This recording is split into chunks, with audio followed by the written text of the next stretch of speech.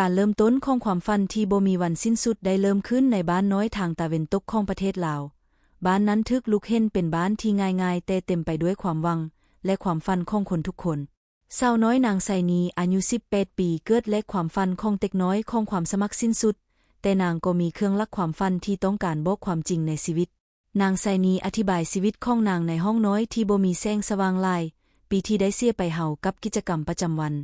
นางได้เข้าในสิ่งที่มักจะมีความทุกข์และความขาวเห็นแต่ความฝันที่อยู่ในใจเมื่อคืนก่อนนั้นนางได้ฝันถึงชาวบ้านที่มีความสุขและความรู้สึกของความสมบูรณ์ตอนเช้านางไสนีก็ตั้งเต็กตัวเองในประสบการณ์ใหม่และเริ่มพัฒนาความฝันของนางในชั้นสูงของบ้านกับคนเกิดใหม่ที่เข้าเสื่อมต่อในชีวิตของนาง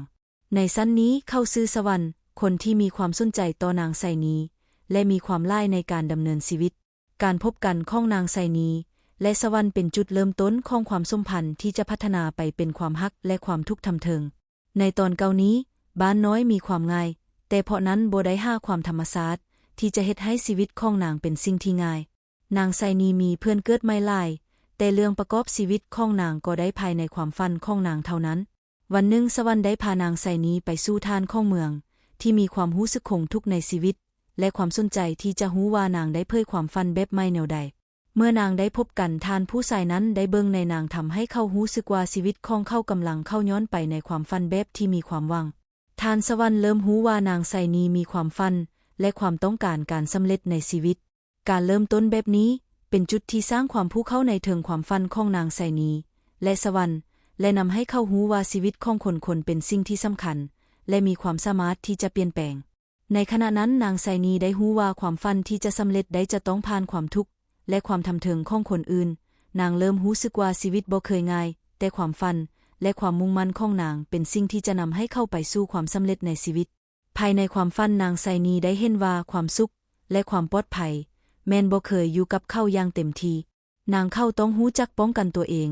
และรู้ว่าความสุขที่แท้จริงบ่ได้มาจากสิ่งภายนอกแต่มาจากความฝันและความมุ่งมั่นของเขานี้แม้นจุดเริ่มต้นของการเผยความฝันความสนใจและการรู้จักตัวเองของนางไสนีที่จะพาเข้าไปสู่การผลิตและความสำเร็จในชีวิตหลังจากที่นางไสนีได้รู้สึกถึงความฝันนางเริ่มรับผิดชอบต่อความจริงของชีวิตนางได้ตั้งเต็กตัวเองและพิจารณาว่าต้องเฮ็ดหยังเพื่อไปสู่ความฝันของนางแท้นางตั้งเต็กว่าจะภารกิจของเขาตั้งแต่การเก็บเกี่ยมข้อมูลของความฝันพัฒนาทักษะและศึกษาเพื่อสำเร็จในอนาคตในความจริงนางไสนีได้รู้ว่าการพัฒนาตัวเองบ่แม่นเพื่อความสำเร็จทางการเงินหรือการได้ชื่อเสียงสูงแต่แม่นการมีความฝันและความมุ่งมั่นในการเฮ็ดให้ชีวิตของคนอื่นดีขึ้นนางได้รับผิดชอบรับรองเรื่องนั้นและรู้ว่าความฝันของนางจะบ่เฮ็ดได้หากบ่มีความสนใจและความมุ่งมั่นอย่างไว้ว่านางไสนีได้รู้จักสวรรค์หลายขึ้นการประสบการณ์ของพวกเขาได้ก็เพิ่มความมั่นใจในการพานางไปสู่ความฝันสวรรค์ได้เห็นว่าบ้านน้อยบ่เป็นข้อจำกัดในการเพิ่มความฝันแต่แม้นเป็นจุดเริ่มต้นของความสามารถที่จะขยายไปได้เท่านั้นในช่วงเดือนหนึ่งนางไสนีได้พบกับเพื่อนใหม่ชื่อภูมิสุวรรณคนที่มีความฝันเห็นคืนได้และมีแนวคิดเห็นคนอื่นเป็นเห็นทางดีภูมิสุวรรณเป็นคนที่มีความอาสาและรู้ว่าชีวิตของเขาควรทำให้คนอื่นมีความสุขการรู้จักกันและเข้าใจกันของนางไสนีและภูมิสุวรรณเป็นจุดเริ่มต้นของความสัมพันธ์ใหม่แต่ความสามารถของนางไสนีได้ถูกทดสอบโดยความจริงของชีวิตเห็นได้ว่าบ้านน้อยมีขอบเขตเกิดความธรรมชาติที่บ่ค่อยฮอดตากันและมีความสนใจที่จะพบความทำเทิงนางไสนีจึงเริ่มรู้สึกว่าการภารกิจของนางต้องผ่านความยากลำบากและความทำเทิงของคนอื่นการเผยใจและรู้จักกันของนางไสนีและภูมิสุวรรณเฮ็ดให้มีความผู้พยายามในการเฮ็ดให้ความฝันก็เริ่มแบบแน่นอนพวกเขาได้รับรองว่าความฝันที่จะสำเร็จได้จะต้องผ่านความล่ายของความทำเทิงและความมุ่งมั่นของพวกเขาเห็นได้ว่าชีวิตบ่เคยง่ายแต่ความฝันของนางไสนีและการรู้จักความจริงจะนำให้นางสามารถผ่านความยากลำบากไปได้ภายในความสนใจภูมิสุวรรณและนางไสนีได้รู้สึกว่าการเฮ็ดให้ความฝันของคนอื่นเป็นจริงจะเฮ็ดให้เขาเข้าใจความสมบูรณ์ของชีวิตได้ดีขึ้นหลังจากที่นางไสนีและภูมิสุวรรณได้รู้จักกันได้เพิ่มขึ้นความสนใจในชีวิตของนางได้ขยายไปอย่างหลายนางไสนีเริ่มตั้งเต็กในการรู้จักเจ้าของความฝันและการรู้ว่าความสามารถของนางสามารถช่วยเหลือคนอื่นได้อย่างใดภูมิสุวรรณได้แนะนำให้นางไสนีรับผิดชอบการเป็นความคิดเห็นแบบใหม่และการลองสิ่งใหม่ในชีวิต อย่างไว้นางไซนีได้พบว่าบางความฝันที่เข้าฝันเห็นเบิ่งหลายครั้งบ่สามารถปฏิบัติได้ด้วยตัวเองนางไซนีจึงตั้งใจที่จะส่งความฝันนั้นไปสู่คนอื่นเพื่อช่วยเหลือแนวคิดนี้เฮ็ดให้นางได้รู้สึกว่าความฝันบ่แม่นสิ่งที่ต้องเป็นความจริงสำหรับนางเท่านั้นแต่แม่นสามารถร่วมกันเฮ็ดให้เป็นความจริงในช่วงเดือนต่อมานางไซนีได้พบว่าบ้านของนางมีความปลอดภัยและความรอบคอบแต่ก็มีความทำเทิงของคนที่จะพยายามของนางภายในความมุ่งมั่นของนางได้ผ่านอุปสรรคหลายและเฮ็ดให้นางเข้าใจความจริงของชีวิตหลายขึ้นมื้อหนึ่งนางไซนีได้รู้ว่าคนที่นางได้ช่วยเหลือเป็นคนมีอิสระและกำลังพยายามช่วยเหลือคนอื่นเห็นความสามารถในตัวเขานางไซนีเข้าใจได้ว่าการช่วยเหลือคนอื่นแม่นการสร้างความสมบูรณ์ในชีวิตของนางเองแนวคิดเหล่านี้เฮ็ดให้นางไซนีเริ่มมีแนวคิดที่จะร่วมมือกับคนอื่นเพื่อสร้างความฝันให้เป็นจริงภารกิจนี้เฮ็ดให้นางได้พบว่าความสามารถของคนจะบ่เป็นความฝันท้าบ่มีความมุ่งมั่นและความสนใจในขณะเดียวกันนางไซนีได้รู้ว่าบางคนในบ้านมีความคิดที่ขัดแย้งกันและอาจจะกระทบต่อความฝันของนางไซนีจึงจะต้องผ่านความทำเทิงและรับผิดชอบในการตัดสินใจที่จะเฮ็ดให้ความฝันของนางเป็นจริงการรู้จักความจริงและการร่วมมือของนางไซนีและภูมิสุวรรณเฮ็ดให้ความฝันของนางได้ขยายกว้างขึ้นและสร้างความสมบูรณ์ในชีวิตของคนอื่นนางไซนีได้รู้ว่าความฝันที่จะสำเร็จจะต้องผ่านความยากลำบากและความมุ่งมั่นภายในช่วงเดือนต่อมานางไซนีได้รู้ว่าความฝันของนางบ่สำเร็จด้วยความพยายามของนางเองเท่านั้นมื้อหนึ่งนางไซนีได้รู้ว่ามีคนบางคนในบ้านที่บ่อยากให้ความฝันนั้นเกิดคนพวกนั้นมีความรู้สึกว่าความฝันเป็นความลักในชีวิตของนางและบ่ควรถูกปรับปรุงนางไซนีจึงเริ่มรู้สึกว่าการร่วมมือกับคนอื่นเพื่อสร้างความฝันเป็นไปบ่ง่ายในวันหนึ่งภูมิสุวรรณได้มาหานางไซนีอยู่ที่บ้านและบอกว่าพวกเขาจะต้องช่วยเหลือคนที่มีความฝันแต่จะมีความสงครามอยู่ในการปฏิบัตินางไซนีเข้าใจว่าการช่วยเหลือคนอื่นแม่นบ่ได้ง่ายเลือกอนุมัติทุกคนภูมิสุวรรณได้เป็นแนวคิดใหม่สำหรับนางไซนีเพื่อป้องกันความฝันจากคนที่ต้องการกระทบนางไซนีได้รู้ว่าความฝันบางคนอาจจะถูกปรับปรุงหรือถูกกระทบโดยความร้ายของคนอื่นนางไซนีเริ่มรับผิดชอบและตั้งใจที่จะรู้ว่านางจะต้องเฮ็ดแนวใดเพื่อปกป้องความฝันนั้นในขณะเดียวกันนางไซนีได้รู้ว่าคนบางคนในบ้านคิดว่าความฝันแม่นสิ่งที่บ่จริงและต้องถูกกระทบนางไซนีรู้ว่านี้เป็นความทำเทิงที่จะต้องผ่านแต่นางไซนีต้องหาวิธีที่จะป้องกันไว้ด้วยความสงบและความสามารถความทำเทิงเริ่มทำให้นางไซนีรู้สึกเสี่ยงเหล่านั้นมีความร้ายแต่ก็สร้างเสื่อมต่อกับความฝันได้หลายขึ้นนางไซนีเริ่มรับผิดชอบการป้องกันความฝันและเริ่มวางแผนที่จะรับมือกับความสงครามนั้นแต่ความทำเทิงบ่ได้สิ่งที่นางคาดคิดบางคนในบ้านเริ่มหายกับนางไซนีและพยายามป้องกันความฝันนางไซนีต้องสนทนาและตั้งใจที่จะพบวิธีที่จะสู้กับความทำเทิง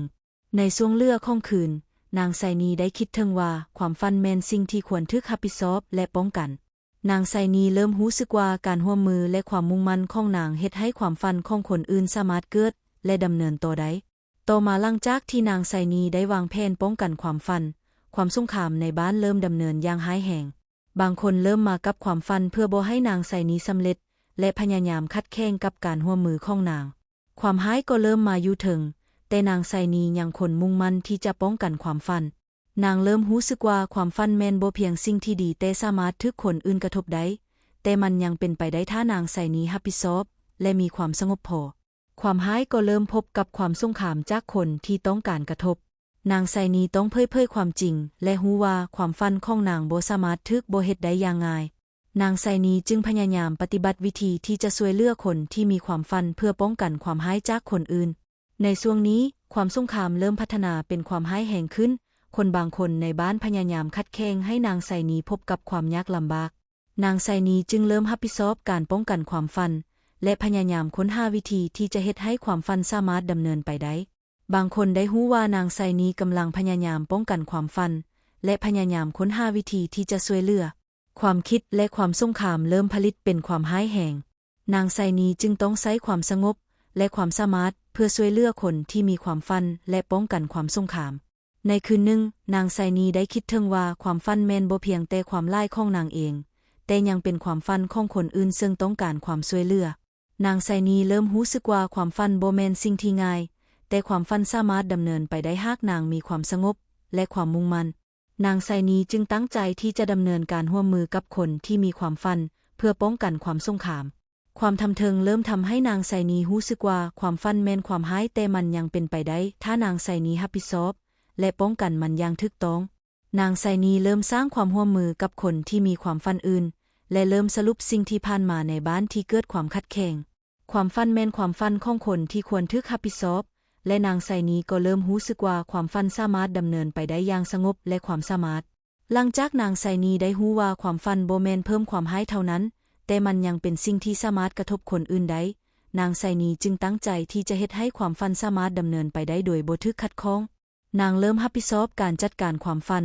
และรู้ว่าความร้ายบางครั้งอาจจะมาจากคนที่คิดว่าตัวเองมีสิทธิ์เข้ามากระทบความฝันในช่วงนี้ความสงครามเริ่มทำให้นางไซนีรู้สึกว่าจะต้องมีความมุ่งมั่นหลายกว่าเก่านางไซนีได้รับความช่วยเหลือจากคนที่เชื่อมโยงได้กับความฝันแต่ความทำเทิงยังคงร้ายนักนางไซนีจึงต้องปรับปรุงแผนการของนางใหม่เพื่อรับมือกับคนที่มีความจริงจากความฝันในคืนหนึ่งนางไซนีได้เห็นคนที่คนอื่นพยายามคัดแย้งความฝันเพื่อความเป็นไปได้นางไซนีจึงตั้งใจที่จะป้องกันและต้องการช่วยเหลือคนอื่นอย่างรอบคอบนางเริ่มสรุปสิ่งที่เกิดขึ้นในบ้านและพยายามดำเนินความฝันให้ดำเนินไปได้อย่างร้ายแรงน่าหูการร่วมมือของนางไซนีและคนอื่นเริ่มสร้างความไม่ไหม้ในบ้านพวกเขาเริ่มรู้สึกว่าความฝันบ่แม่นเพิ่มความร้ายเท่านั้นแต่มันเป็นไปได้ถึงจะต้องมีความสงบและความมุ่งมั่นจากคนที่เกี่ยวข้องในช่วงวันต่อไปนางไซนีได้ต้องผ่านการทำเทิงหนักและการคัดแย้งของคนที่ต้องการกระทบความฝันนางไซนีเริ่มเห็นว่าความฝันบ่คือการฝันเท่านั้นแต่มันเป็นความร้ายของคนที่มีความฝันและมีความต้องการความช่วยเหลือความสงครามเริ่มจะสูงสุดเพราะคนที่ต้องการคัดแย้งความฝันของพวกเขานางไซนีเริ่มรู้สึกว่าจะต้องเผยความจริงและพยายามป้องกันความฝันโดยบ่ปล่อยมันเป็นไปความร้ายเริ่มทำให้นางไซนีต้องตั้งใจหนักขึ้นและรับมือกับความสงครามอย่างจริงจังนางไซนีเริ่มรู้ว่าความฝันบ่แม่นเพิ่มความร้ายแต่มันเป็นไปได้ถ้ามีความสงบและความมุ่งมั่นจากนางไซนีหลังจากที่นางไซนีได้ผ่านความยากลำบากและความสงครามในบ้านนางไซนีเริ่มรู้สึกว่าความสงบบ่เพียงพอความฝันที่ทำให้เกิดความร้ายยังคนต้องการคัดแย้งต่อไปและนางไซนีเริ่มสังเกตว่าคนที่มีความจริงจังในความฝันก็เริ่มทึกความคิดส่งผลของความร้ายเข้ามากระทบในตอนเช้านางไซนีได้รับข้อมูลว่าคนที่กระทบความฝันของคนอื่นแม่นคนที่นางไซนีคิดว่าได้ช่วยเหลือได้รับการป้องกันนางไซนีรู้สึกว่าความสงครามที่พวกเขามีกำลังกระทบไปสู่ความฝันอาจจะสร้างความสงครามที่ร้ายกว่าเก่านางไซนีต้องตั้งใจในการตัดสินใจอย่างรับผิดชอบนางไซนีตัดสินใจที่จะร่วมมือกับคนอื่นเพื่อป้องกันความร้ายแต่ความฝันเริ่มแสดงความร้ายและขัดแย้งอย่างร้ายนักการสู้กันเริ่มปรากฏในบ้านพวกคนที่มีความฝันสามารถขัดแย้งได้ร่วมกันเพื่อร่วมสู้กับคนที่มีความร้ายนางไซนีต้องต่อสู้กับความกังวลและความกระตือรือร้นในใจของคนอื่นในตอนนี้ความขัดแย้งที่น่ารู้สึกว่าจะสร้างความสงครามอย่างร้ายนักได้สร้างความตื่นเต้นในบ้านนางไซนีได้เห็นคนหนึ่งที่ทำผิดกับความฝันและตั้งใจที่จะป้องกันนางไซนีรู้ว่าการตัดสินใจอย่างทอนที่จะรับผิดชอบแม่นสิ่งสำคัญความสงครามสูงสุดเริ่มปรากฏในการต่อสู้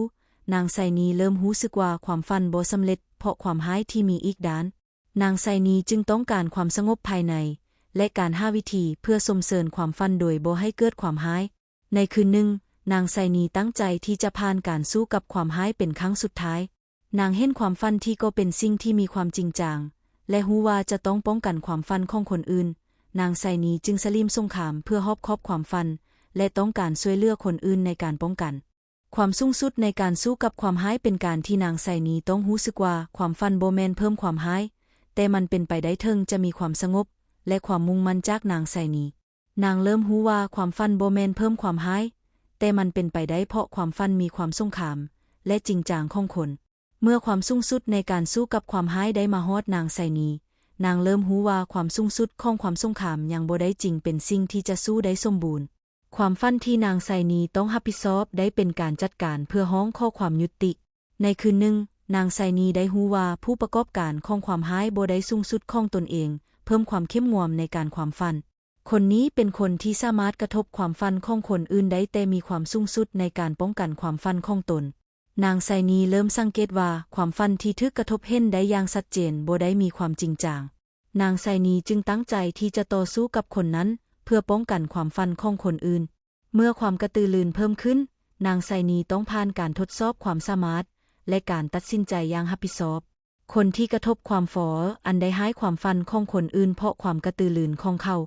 นางไซนีได้รู้ว่าความสงครามที่มีในบ้านบ่ได้สูงสุดด้วยความร้ายของคนคนเดียวแต่แม้นเพราะความคิดและการกระทบทางจริงของคนหลายคนที่ร่วมกันนางไซนีจึงตั้งใจที่จะร่วมมือกับพวกเขาเพื่อป้องกันความฝัน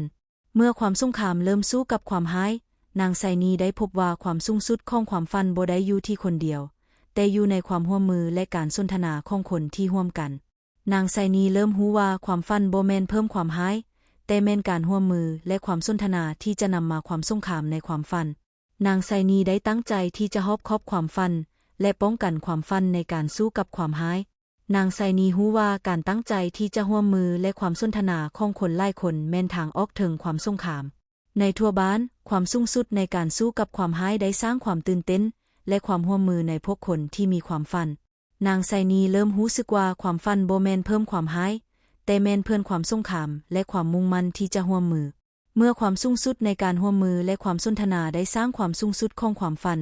นางไซนีจึงต้องเผยแพร่ความจริงที่ทึกซี้ว่าความร้ายที่กระทบความฝันบ่แม่นเพิ่มความสูงสุดแต่แม่นผลของความกระทบและความเคียงเคียงทางจริงในคืนหนึ่งนางไซนีได้รับข้อมูลว่าผู้ที่กระทบความฝันของคนอื่นมีแผนจะบ่ดีและอาจจะเฮ็ดให้ความฝันถึกบอดไป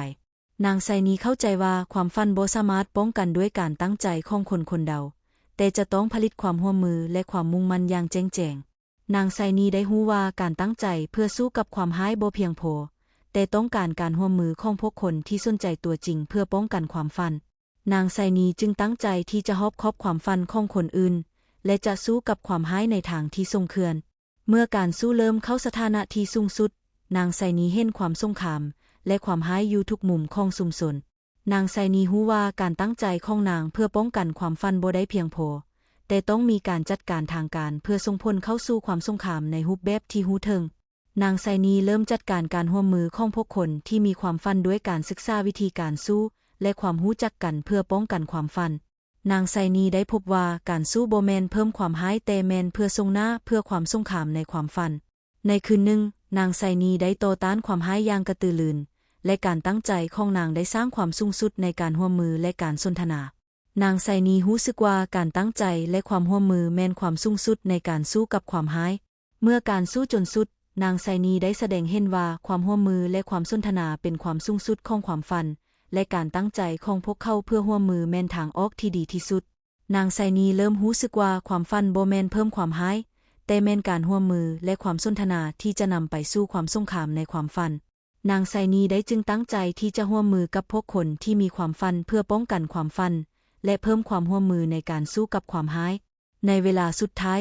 นางไซนีและพวกเขาได้ประสบความสำเร็จอย่างที่บ่เคยคาดคิดความฝันที่เคยดูเห็นเป็นความนักค้างและกระทบต่อชีวิตเป็นความจริงที่หลายคนคิดว่าบ่สามารถป้องกันได้แต่นางไซนีได้แสดงให้เห็นว่าความฝันสามารถถูกป้องกันได้โดยการร่วมมือและความตั้งใจของคนที่ซึ่ง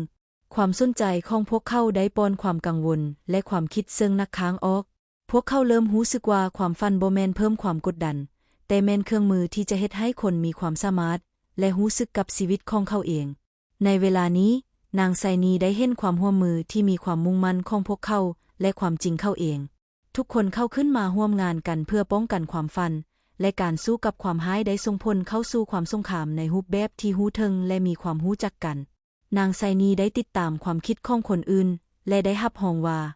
การร่วมมือแม่นภารกิจที่จะนำไปสู่ความสูงสุดพวกเขาเริ่มรู้สึกว่าการคิดและการดำเนินงานของนางไซนีเป็นเครื่องมือที่จะเฮ็ดให้ความฝันบ่ถูกค้างคา